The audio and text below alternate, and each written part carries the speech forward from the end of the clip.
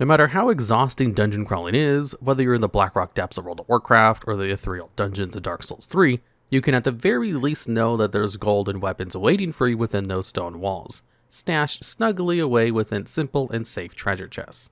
Or at least that would be the case if it wasn't for these guys. So here's how Mimighoul works.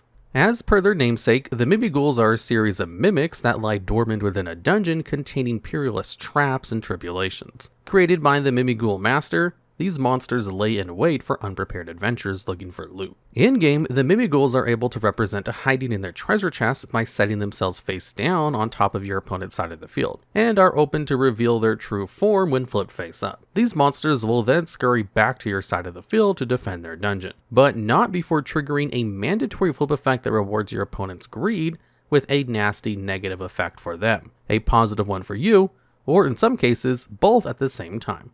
No matter what though, these cards work best if they have a dungeon to call home. A fact that's actually important to remember when thinking about your Mimighoul combos. Because if you start off with Mimighoul Dungeon, you can activate it and then use its on-field effect to add a Mimighoul Dragon from your deck to your hand. And then you can normal summon Dragon and use their effect to add Mimighoul Maker from deck to your hand. From here, you can realistically populate our dungeon with some classic enemies. Although, just like in any old RPG, sometimes these encounters are pretty random. And this same is true when you activate Maker, as what you summon to your opponent's field is always going to be a coin toss between the two Mimighoul monsters you choose. If you're working with just one card though, it's best to pick Mimighoul Archfiend and Mimighoul Slime, as both outcomes are solid.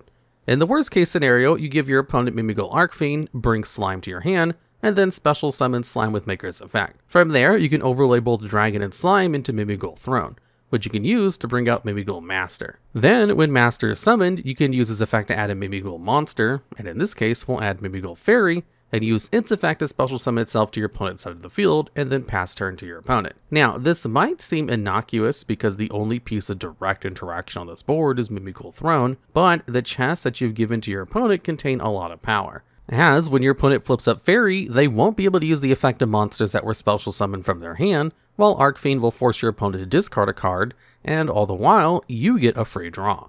You can forcefully flip up these cards with the on-field effect of Master, or the graveyard effects of Mimighoul Maker, but you might not even need to use them because of Mimighoul Dungeon's Floodgate, which prevents your opponent from normal summoning while they control a face-down monster. This can be devastating for a ton of different strategies, so in order to start their turn, they may just be willing to open any chest that you've given them.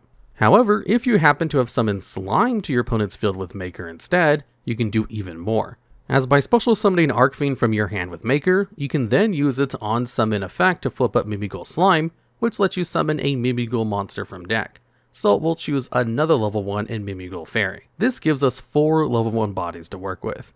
With 2 of them, you want to overlay them into Throne, summon out Master, and then use Master to add Mimighoul Archfiend from your deck to your hand, so that you can special summon it to your opponent's field face down.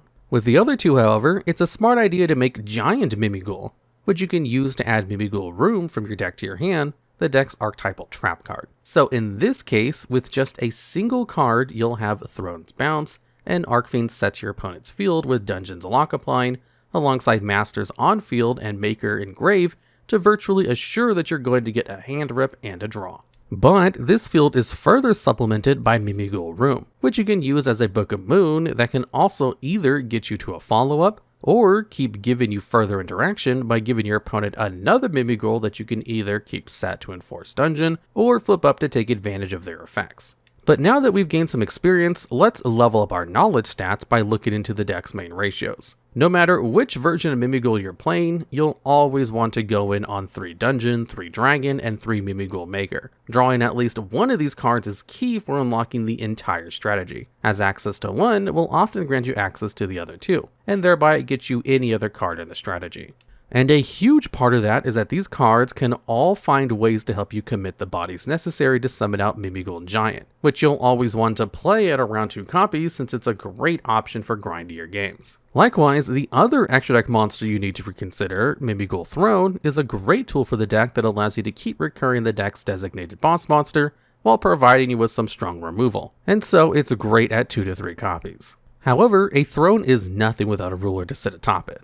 which is why it's always worth playing Master, albeit only at 1 copy because of Throne Strong restriction. Now, the rest of the cast can depend on the Mimighoul variant you're playing, but in terms of pure Mimighoul, maxing out on Mimighoul Arcfiend is a great idea since it has an excellent on-summon effect and a great flip effect. Likewise, Mimighoul Fairy is a vital extender, and is often worth giving up the deck space for 3 copies. Armor and Slime can also both act as extenders, though with slightly harsher restrictions, which is why even the most dedicated Mimighoul variants tend to only play 1 of each. However, no matter what version of Mimighoul you're on, you'll always want to include Mimighoul Room, as it's an incredible card that essentially serves as a reward for playing the strategy, since it's such a strong piece of interaction. So much so that most successful variants of Mimighoul play 2 to 3 copies to ensure that they'll always be able to find it early. And that just about does it for the deck's most necessary options. But it actually has a couple more archetypal tools at its disposal that, while not the strongest cards in the world, can open up a couple of interesting plays. For example, if you value link material, you can try playing a copy of Mimighoul Cberus and Mimighoul Charm, both of which are capable of netting you some free fodder, but it's rare that you'll ever see either in lists, and if you do, they'll both only be played at 1 copy each. And lastly, there's Mimighoul Fork, a mediocre option that's almost unanimously seen as not worth running. Although if you really want to play it, 2 copies is best to take advantage of its graveyard effect. Now that we've fully mapped out the dungeon, let's see if this archetype actually contains any hidden treasures, or if it's all just bait. Starting off with the deck's main gimmick, it's flip monsters. Every flip in the deck is a level 1 earth monster. This enables to flex the underutilized pool of rank 1 Xyz, allowing a field of Mimighouls to turn into their archetypal Xyz, their Lyrilisk, or even the Ghost Trick engine. And just like how a dungeon contains many unique monsters, every Mimighoul is a different type depending on the creature they are.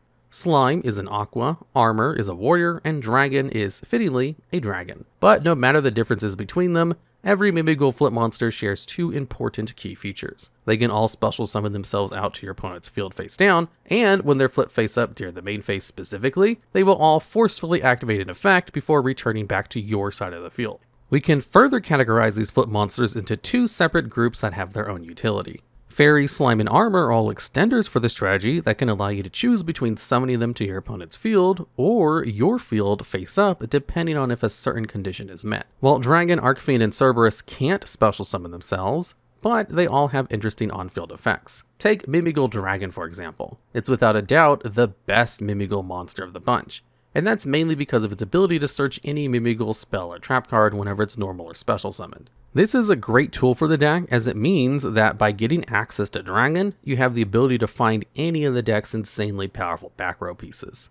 Technically speaking, this gives you 5 potential targets that Dragon can search, but realistically you'll be choosing between Dungeon, Maker, and Room, 2 of which can act as great extenders and consistency, while the other is an amazing piece of interaction, and one that will often be your best search target if you happen to be trying to play under the likes of Mulch Armies, as it ensures you have interaction without needing to surrender too many draws. If you want to get the most out of Dragon though, you'll have to be willing to use it as more than just a starter, as its flip effect is actually the strongest of all the Mimighouls. Like the other Mimis, Dragon has an in-hand effect to special summon itself to your opponent's field face down, but when it's flipped face up, it will destroy all face-up non-Mimighoul monsters before running back to your side of the field. This is an incredible piece of removal, and one that makes Dragon's in-hand effect ring huge alarm bells for your opponent, as if you can bring out any way to flip it up, the entire field is gone, and stopping their own Dragon from triggering can be tough,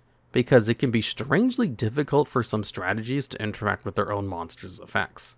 Dragon's removal is really nice to have, and a great way of clearing away boards to simplify a game state. But it gets even better when you realize that you can actually use Dragon proactively as interaction, rather than reactively as removal by flipping it up during your opponent's turn with Maker or Master. Now, if you were to give your opponent Dragon on your own turn, they'll likely flip it up well before they commit any monster to the field. But if you're willing to summon it to your opponent's field with Mimighoul Room during their turn, then your opponent won't be able to change its battle position. So if you have a way to flip it up, you suddenly have an on-demand Raigeki that can swing a game in your favor. Although, while Maker and Master are great for flipping up Mimighouls, if you want to flip up one during your own turn, you'll be well served by Mimighoul Arcfiend. Arcfiend's on-summon effect is relatively simple, as all it does is allow you to change one face-down monster on the field to face-up attack or defense position.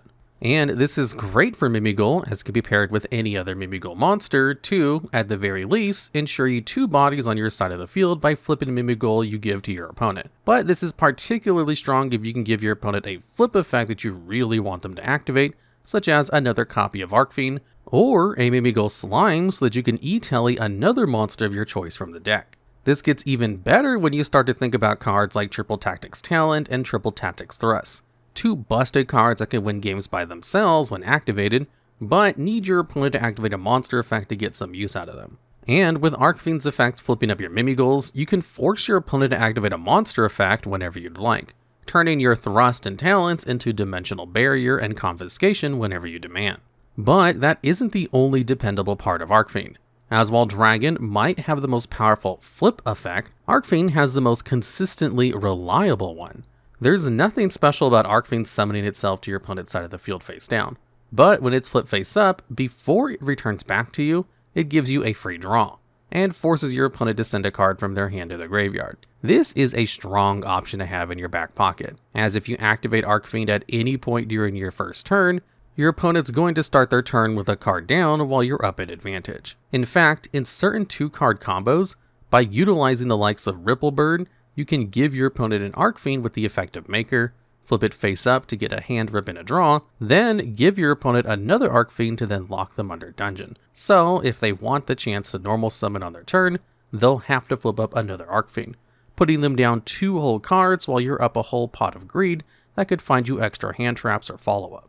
This gets particularly cruel in grindier games, which Mimighoul as a deck is often gunning for, as these losses and gains in card advantage eventually add up. And within a few turns, your opponent is going to be left top decking while you keep looping Arcfiend to force them to keep discarding their last hopes of winning the duel. So because of how reliable both Arcfiend's effects are, this usually makes it a prime target for Mimighoul Maker summons, since no matter which way the coin toss falls, you're either going to get the opportunity to use Arcfiend to flip up the card you gave them, which can lead to some important flip effects being used while you get a free body, or you'll give your opponent Arcfiend, take advantage of the Mimighoul you summon, and then eventually use it to hand rip your opponent. It's a win-win.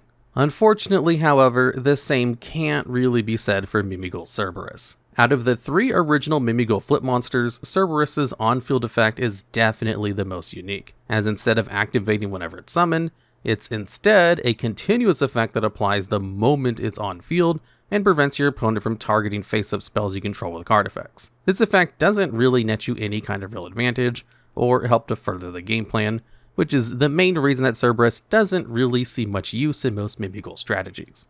The only real upside to Cberus is that it can protect the likes of Dungeon from being targeted by something like Cosmic Cyclone or Nightmare Phoenix. But this not only requires that you have the ability to play in the first place, which Cberus doesn't help, but it also hopes that your opponent's removal specifically targets, and there are plenty of ways to deal with Dungeon that can bypass this effect entirely. Cberus's flip effect isn't too much better. Like the other Mimis, you can bring it to your opponent's field with an in-hand effect, but this time when it's flipped face up, your opponent is forced to banish the top 3 cards of their deck. And then, if there's a monster in their banishment, they have to choose one to special summon to your side of the field before Cberus returns to you.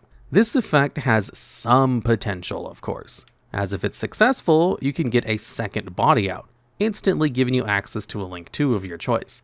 And if you manage to hit some important one-of engine pieces, this effect can go a long way in helping chew through your opponent's potential options. But despite this, Cberus's flip also isn't really valuable for current Mimighoul strategies. Its use is entirely based on random chance, and can even backfire against you if you happen to banish an opponent's monster with a strong graveyard effect, as they'll just give you that monster every single time. What makes Cberus even more redundant is that modern Mimighoul is in no short supply of free bodies, especially now the deck has access to not 1, not 2, but 3 new monsters that can act as extenders. Because while Fairy, Armor, and Slime all have the same in-hand effect as every other Mimighoul to special summon themselves to your opponent's field face down, if certain conditions are met, they can instead be summoned to your field face up with the same effect. The only catch is that these conditions are all unique, which makes some better than others. Out of the bunch, Mimighoul Fairy is the best extender, as all you need to do to summon it is have another Mimighoul monster on your side of the field, which makes it a perfect pairing if you happen to have drawn into a Mimighoul Dragon, as if your opponent hand traps it, You can use Fairy as a way to instantly extend into any of your XCs without any trouble. Armor, on the other hand, is a little bit more difficult as it requires that your opponent controls a monster, which isn't the worst thing for a deck that can summon monsters to your opponent's field. But in this same scenario where Dragon is hand-trapped and you have armor instead of Fairy, you need to have a third Mimighoul in your hand to give to your opponent if you want the same ability to extend, although it does have the positive of always being online when you're going second. And lastly, Slime's condition is the most difficult out of the three, as it needs your opponent to control more monsters than you do. This can be quite useful when going second, just like with armor, but it makes Slime the worst in-hand extender of the bunch because of the same dragon scenario. Not only do you need a third Mimighoul to give your opponent, but you have to use Slime preemptively before you commit dragon to the field. However, no matter their summoning conditions, all three of these monsters still see a lot of play. In the case of Fairy and Armor, most of their power is contained within their ability to extend, with their flip effects being somewhat niche. When Armor is flip face up, it will apply a lingering effect that prevents any Mimighoul from being destroyed by battle for the rest of the turn, which can definitely help to protect a board, but is only really important in protecting a Mimighoul throne, since most of the deck that you end on will get a stellar stat boost from Dungeon. Fairy's flip effect is a little bit stronger, as it prevents your opponent from activating the effects of monsters that were special summoned from the hand, which can be a crazy silver bullet against the right strategy. But only the right strategies. Because while this floodgate can be strong, most strategies do just fine relying on monsters that were special summoned from the deck or extra deck instead, and might not even notice that they're under a floodgate. Slime, however, has the craziest flip effect out of the three, and one of the best flip effects out of any Mimighoul monster. As, when it's flip face up, it gives the opponent, which in this case would be you, the chance to summon out a Mimighoul from their deck before Slime returns to your side of the field. This is great for a myriad of reasons. In a pinch, a Slime can act as a pseudo-starter if you have access to Arcfiend, since you can use it to summon Dragon from deck. But more often, Slime will fulfill the promise that Mimighoul Cberus provides in a much better way by letting you summon out an extra body of your choosing, ensuring you always have a lot of materials to work with for extra deck plays. You can even use Slime to summon out Master earlier in the turn to not only go for another Mimighoul search, but so that when you eventually overlay into Throne, you'll have an extra bounce since you didn't need to detach a material from it to bring out your boss monster. And it's for these reasons that, at least when going first, Slime will often be one of your go-to choices when picking monsters for Mimighoul Maker, as the potential advantage that you can gain from giving your opponent Slime and flipping it up is absurd. And in the alternate scenario, not only is your opponent still stuck with a card like Arcfiend, but you still get to either special summon Slime from your hand with Maker, or if you have another Mimighoul, you can special summon that instead and hold on to Slime to give to your opponent, so that you can later flip it up and take advantage of this effect with something like a Ripplebird. Speaking of Mimighoul Maker, it is without a doubt one of the best archetypal tools Mimighoul has available, as its existence allows for it to be more than just a control deck. You see, when you activate Maker, you get the chance to pick any flip monsters in your deck, so long as they have different names, and one will randomly be special summoned to your opponent's field, while the other will go to your hand. And then you get to special summon a Mimighoul from your hand for free. This is really cool because most of the Mimighoul main deck monsters happen to be flip monsters. So even disregarding the potential effects of what you summon, Maker essentially acts as a copy of Emergency Teleport for a level 1 monster, while giving your opponent something that's going to hurt them or help you whenever it's flip face up, fulfilling 2 goals of the strategy with just a single activation. But this gets even cooler when you start considering your potential choices. Like we touched upon before, if you use Dragon to search for Maker, picking both Slime and Arcfiend is quite reliable no matter what you summon, as you'll either end up with 4 bodies if you give your opponent Slime, or 2 bodies that you can use into your extra deck options if you give your opponent Arcfiend. However, in a pinch, you can also use Maker as a starter by picking both Dragon and Arcfiend instead, as in this scenario. By giving your opponent Arcfiend, you get the chance to summon Dragon and use its search effect for something like a dungeon, while retaining your normal summon. While if you summon Arcfiend, you can use this effect to flip Dragon face up. This then forces Dragon's effect to trigger, and even if it doesn't blow anything up, you still get to take back control of it, which nets you 2 level 1 bodies that you can overlay into one of your XC's options. So either way, you'll get access to what you need. And this is all just what you can do with Maker independent of the other cards in your hand. There's a couple more nuances to its effect that, depending on what else you have, can allow for some more creative plays. For example, the Mimighoul you add with Maker doesn't need to be the one that you special summon from hand. So in an instance where you have both Dragon and Arcfiend in your hand, you can instead pick 2 extenders of your choice to use with Maker, giving your opponent one of them, add the other to hand, and then use Maker to bring out Dragon or Arcfiend free of charge, while giving you access to another free body.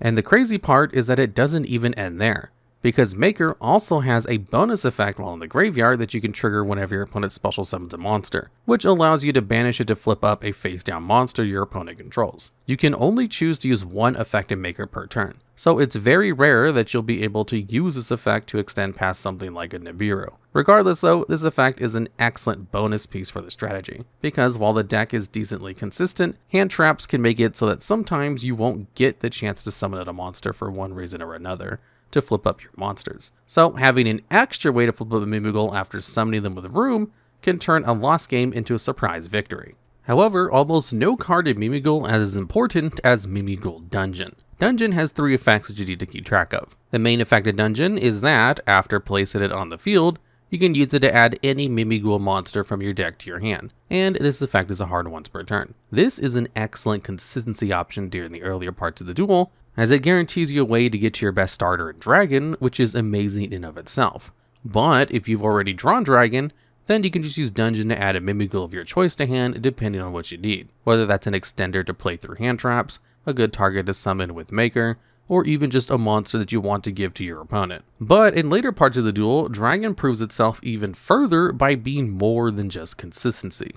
It's follow-up that's absurd in the grind game, because as well as this effect being usable every turn, it can also add Mimighoul monsters from the graveyard too, which means that if you can establish a dungeon, you'll almost always have access to every one of your Mimighouls no matter how long the duel runs on. And if that were the only aspect of Dungeon, the card would still be incredible.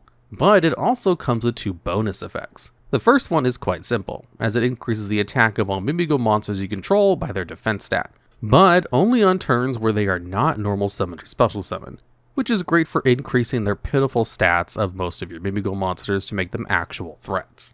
But even better than increasing their stats, if any player controls a face-down monster, that player can no longer normal summon or declare attacks to special summon monsters on the turn that they're summoned. We've talked in the past about how strong a normal summon can be for certain decks, and while there are plenty of engines that don't need their normal summon at all, most decks, even in the modern era, put a lot of stock in the card that they choose to spend this resource on. And so being able to cut that off with Dragon's effect is honestly amazing.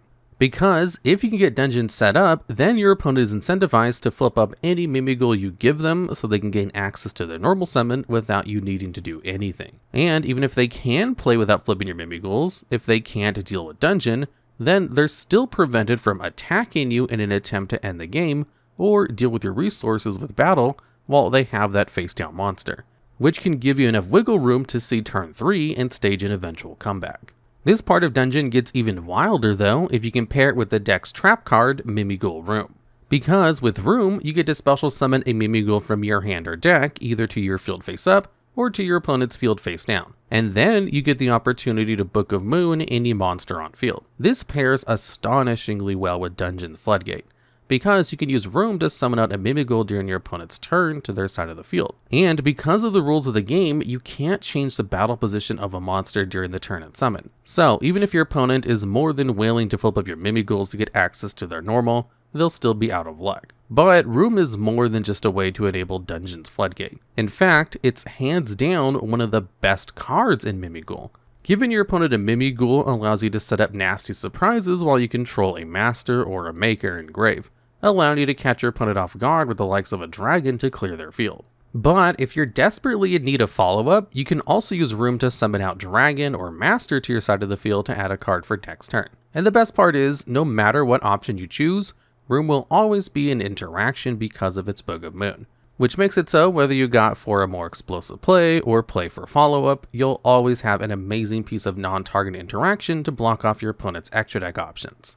That's not even where the benefits of Room end though, as like Maker, it also has a graveyard effect, although you can only use one effect of Room per turn. At quick effect speed, you can banish Room from your graveyard to target any amount of Mimighoul cards you control, and then bounce them back to hand. It might sound silly at first to bounce your own cards, as then you'd lose on-field presence, but this is great for two reasons. Firstly, it's free follow-up that you can use to bounce a Mimighoul that you want to give to your opponent, one that you might want to resummon to take advantage of its effect. The second reason is because you can use this effect in response to your opponent's removal, or targeted negation to keep your dungeon safe from a Ghost Ogre, or ensure that your dragon won't always resolve even if your opponent has an infinite impermanence. That just about does it for the back row that most Mimighoul strategies are willing to play. But you do technically have both Mimighoul Charm and Mimighoul Fork as alternative options, albeit ones that will seldom be in a successful list. In the case of Mimighoul Charm, it's technically both an extender and an extra deck rip. But the fact that it's randomly chosen makes it so unwieldy to use, even if you get the chance to use it twice, because there's no guarantee you'll get rid of something important like a Kashtira Unicorn could. What's worse is that, unlike Kashtira Unicorn, Charm doesn't do anything by itself, which means you'll never want to start up a turn with it in your hand, and instead only search for it when you know that you can play. But Mimighoul has a limited amount of back row searches that it has access to, and Charm is unfortunately only the fourth best target. Although it's not the worst. That honor would go to Mimighoul Fork, which shares a lot of similar problems to Charm, although far worse because instead of being random, Fork's utility is determined by your opponent instead. You see, Fork lets you target a face-down monster your opponent controls, which in most cases will be a Mimighoul, and it'll either flip it face up, or send it to the graveyard, so that the original owner of that monster will draw 2 cards. This dual utility sounds great until you realize you have no say in the matter. So if you give your opponent a Mimighoul with a good flip effect like Slime, they're going to give you the draw 2 every time. While a Mimighoul that you might have wanted to trade for a draw 2 like Armor will just be flipped face up, essentially making it so you spent a card solely to commit a single monster to the field. And if you happen to get this draw 2, it's a pretty bad one, as you're trading 2 cards in hand for 2 new cards, which is essentially the same thing as just using 2 upstart goblins. The only real upside of Fork is its graveyard effect, which lets you add another copy of Fork from your deck to hand, which always makes it, at the very least, hand neutral when flipping a monster face up, and technically a +1 when you draw 2. But it's a pretty bad +1, and you can only use Fork once per turn, which means the free card you get is dead in hand until your next turn anyway. Instead, if you need more consistency, you can just summon Giant Mimighoul instead, because all you need to gain access to a Giant is any 2 level 1 monsters. A really simple task in a deck like Mimighoul, and the moment it's summoned, you get to use its first effect to add any Mimighoul card from your deck to your hand. We've talked a lot about the power contained within Dungeon, Dragon, and Maker due to their ability to unlock the deck. But out of all of them, Giant's search effect is without a doubt the strongest, as it's not limited to solely searching monsters or back row. It can add anything you could possibly need in any given turn, and is always accessible. Usually this translates into completing the trifecta of powerful back row in the deck, but you can just as easily search for a Mimighoul monster of your choice, especially because giving your opponent a face-down monster combos excellently with Giant's other 2 effects, the second of which allows you to detach material to destroy face-up cards on the field, equal to the number of face-down monsters your opponent controls. And then you get to burn your opponent for 1000 life points of damage for every card you destroy, which is pretty great as a form of removal that gives the deck a way to clear away strong monsters and annoying floodgates. That's easy to weave into your gameplay, since you'll be giving your opponent face-down cards throughout your combo regardless. This gives Giant the ability to win games indirectly by dealing with a certain card, but also directly because the 1000 burn definitely adds up and can help cinch out a game. Doubly so if you combo this effect with the other bonus of Giant, which lets your non-Xyz Mimighoul monsters attack directly if your opponent controls a face-down monster, which can result in an absurd amount of damage when paired with Dungeon's Boost and Throne's attack boost when equipped to a Master. Speaking of both Mimighoul Throne and Master, they're the last cards in the deck, and in modern Mimighoul strategies, they're both really strong tools to have available. Mimighoul Master is the deck's main boss monster. Unlike the other Mimighouls, Master isn't a flip or even a level 1, it's a level 4, but it definitely synergizes with the deck. As on summon, it can search for any Mimighoul monster other than another copy of itself. It can't be destroyed by battle or card effects while you either control a Mimighoul or your opponent controls a face-down monster. And last but not least, During your opponent's main phase, you can use Master to flip up a face-down monster your opponent controls. All of these effects make Master a solid option for the strategy even just by itself. Its consistency, since it can add any Mimighoul monster, and can even flip any Mimighoul that you give to your opponent during their turn, allowing it to serve as some good interaction when paired with the right options. And to top it all off, it's surprisingly difficult for your opponent to out it, supposing that you've had even the slightest bit of setup, which is why it might be surprising to hear that, prior to release of the deck's second wave, Master's inclusion in Mimighoul was somewhat contentious, despite it being built up as the deck's main boss monster. Part of why was because Master was initially awkward to use. In most cases, you had to spend your normal summon on it, which meant that you couldn't really use it to unlock your combo by adding Dragon. This meant that on its own, all Master could represent was an Arcfiend hand rip, which was never going to be game-winning with nothing else to back it up. Instead, you had to pair Master with other cards, like Mimighoul Maker to summon it from your hand, or Mimighoul Room to bring it out from the deck, which, while not abysmal, still made it awkward to use in a lot of cases. And it wasn't really that necessary since you already had Maker available to flip up your opponent's cards. That all changed, however, with the release of Mimighoul Throne, because now all you had to do to access Master was commit any 2 level 1 Mimighouls to the field, overlay them, and then use Throne to summon out Master from almost anywhere other than the banishment. This is huge for modern Mimighoul, as now the bodies you bring out on field can convert into Master, which gives the deck extenders some real utility behind them, especially because now Master no longer just has to be follow-up, it's consistency, both because you don't have to use your normal summon to get it, so you can grab Dragon during your own turn, or one of your new extenders to summon out other extra deck tools. But Throne does even more than just throw a bone to the deck's consistency. You see, the deck's already incentivizing you to have Master on field regardless to have an extra way to flip your Mimighouls, which is solid enough. But Throne rewards you even further by giving the ability to equip itself to Master at quick effect speed during the main phase, not only netting Master an extra 1000 attack, but also letting you bounce cards on the field up to the number of materials Throne had on activation. This usually nets you 1 bounce if you detach Throne to summon Master earlier, but can result in 2 bounces if you summon Master with the likes of Mimighoul Slime. Either way, this is an excellent piece of non-targeting removal that lets you deal with almost any kind of monster other than downright towers, bouncing them away while making an on-field Master suddenly feel much more of a threat than your opponent has to deal with, and that you want to ensure that you can bring out to the field, defining it as a true boss monster for the current strategy. Overall though, Mimighoul is such a fun and interesting strategy. It might not be the most competitively viable deck out there, but it's incredible how a flip-based strategy that gives your opponent free monsters is able to have some genuine teeth to it that allow for it to beat out even some of the best decks out there.